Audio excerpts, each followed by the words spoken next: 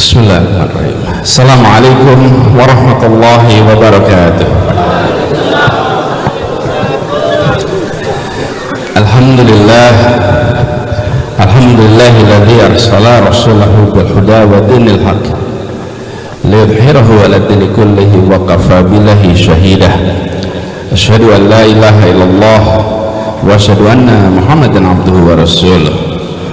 Allahumma salli ala sayyidina Muhammad wa ala alihi wa ashabihi ajma'in.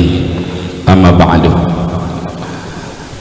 Yang saya muliakan, yang kita cintai, Sahibul Hajat Habib Muhammad Rizik bin Husain Shihab, insyaallah beliau selalu diberikan kesehatan, dipanjangkan umurnya, dan dijauhkan dari segala macam cobaan yang berlebih. Yang saya hormati para habaib, para alim ulama yang tanpa mengurangi rasa hormat tidak disebut nama satu persatu. Alhamdulillah, kita bersyukur Allah Subhanahu wa taala malam hari ini dengan nikmat sehat kita bisa bersama-sama hadir dan turut menyaksikan tuntasnya sebuah tanggung jawab dari orang tua, yaitu Habib Rizik dan Syarifah Fadlun Yahya yang telah melepas putrinya menikah dengan Muhammad Hadi Al-Habsyi. Insya Allah ini merupakan pasangan yang nantinya menjadi keluarga sakinah. Kita semua turut menjadi saksi. Saya merasa bersyukur bisa ikut hadir, walaupun agak terlambat baru tiba, tapi kita sama-sama berada di tempat ini yang insya Allah kita mendapatkan keberkahannya. Izinkan dalam kesempatan ini saya mengucapkan selamat kepada keluarga, sekaligus juga menitipkan harapan insya Allah keluarga baru yang nanti terbentuk akan menjadi penjaga, penerus perjuangan lintas generasi yang sudah ada di keluarga ini. Lintas generasi, apalagi dengan bekal pendidikan yang dimiliki, insya Allah ini menjadi penerus perjuangan dari orang tuanya. Izinkan juga dalam kesempatan ini saya ingin menyampaikan rasa terima kasih atas doa, atas dukungan, atas perhatian yang diberikan selama kami bertugas. Habib Rizik, minggu depan saya selesai bertugas di Jakarta. Doakan bisa husnul khatimah. Dan di Jakarta banyak yang kerjakan, tapi saya ingin garis bawahi satu hal. Kita berikhtiar untuk bisa menghadirkan keadilan sosial di tanah ini. Kita tidak ingin di tanah ini terjadi ketimpangan terus-menerus. Kita ingin jaga keadilan itu.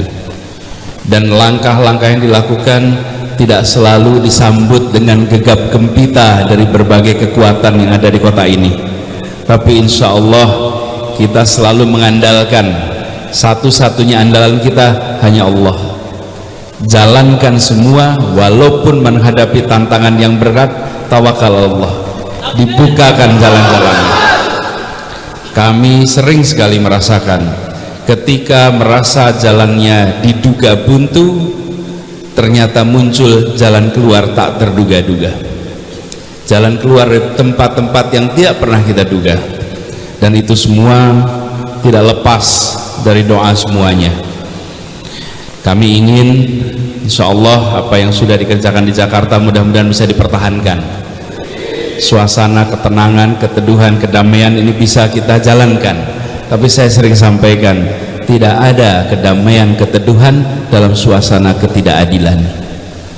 Tanpa keadilan tidak mungkin ada ketenangan dan keteduhan.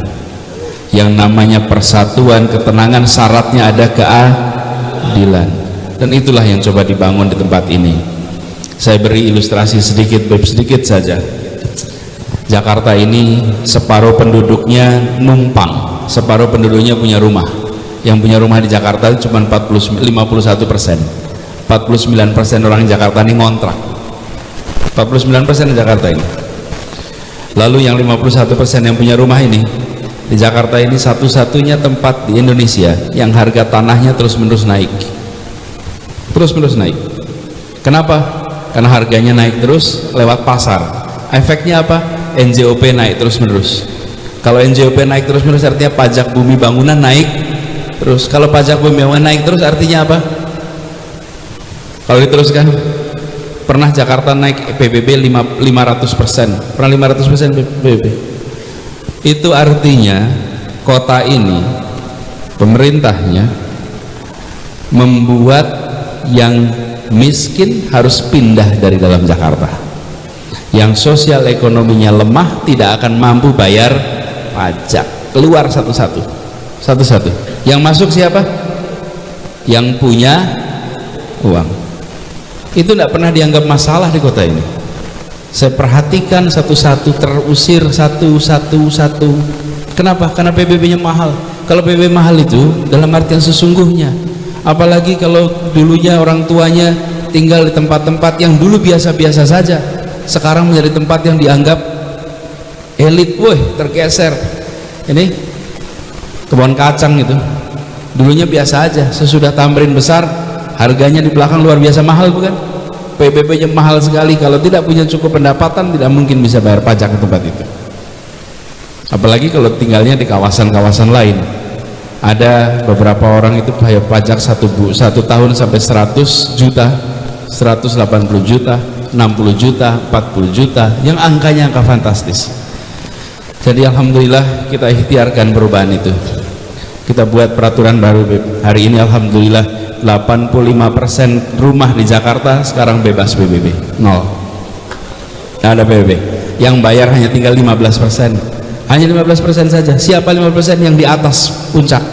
Yang 85% supaya apa?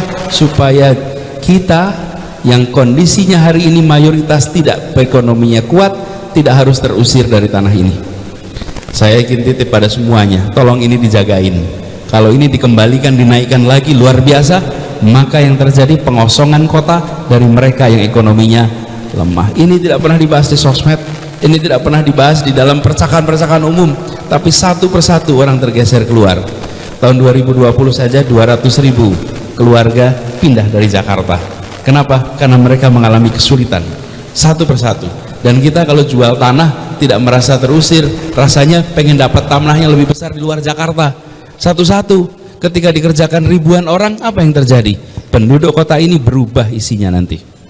Berubahnya bukan setahun ini, 2 tahun, 5 tahun, 10 tahun, tahu-tahu berubah isi kota ini. Kenapa? Karena PBB yang nilainya sangat tinggi. Alhamdulillah itu berhasil diikhtiarkan. Insya Allah ini bisa dipertahankan. Perlu dijagain biar nanti tempat ini bisa jadi rumah bagi semuanya. Kalau tidak nanti lama-lama yang di sini juga pada pindah ke Depok nanti, pindah ke Tangerang, pindah satu-satu. Nah kalau pindah masing-masing, kalau pindah merasa biasa saja. Alhamdulillah di sini cuma 150 meter, pindah ke Depok bisa dapat 1000 meter. Kalikan itu 1000 orang, itu artinya ada 150 meter tanah kali 1000 yang pindah tanam kepada orang-orang yang datang dari luar. Kelihatannya kecil, tapi ini satu masalah yang kita hadapi sama-sama.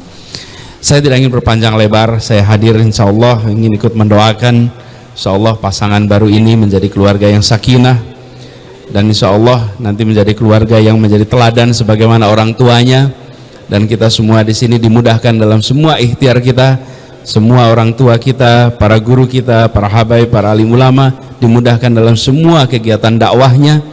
Dan insya Allah kita umat Islam di Jakarta, di Indonesia terus dalam keberkahan Allah. Itu saja yang bisa saya sampaikan, kurang lebihnya saya mohon dimaafkan.